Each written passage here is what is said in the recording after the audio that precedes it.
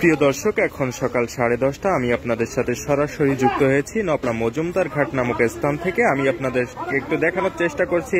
এখন কিন্তু আজকে আওয়ামী লীগের ডাকা যে লকডাউন, সেই লকডাউন কিন্তু চলছে, কিন্তু সেই লকডাউনকে উপেক্ষা করেই শিল্প বাণিজ্যিক বন্দর নগরীর নওয়াপড়ার যে লোড আনলোড কার্যক্রম, সেই কার্যক্রম চলছে। আমরা আপনাদেরকে যে ভিডিও দেখাচ্ছি, সেই ভিডিওর ভিতরে আপনার 3টা ঘাটের দৃশ্য আপনারা দূরে দেখতে পাচ্ছেন।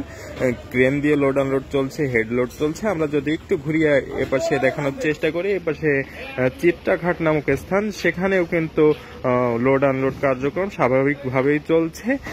প্রিয় দর্শক, আপনারা আমাদের সাথেই থাকুন। আজকে আমরা সারাদিন দেখানোর চেষ্টা করব নওয়াপড়া শহরের সার্বিক চিত্র।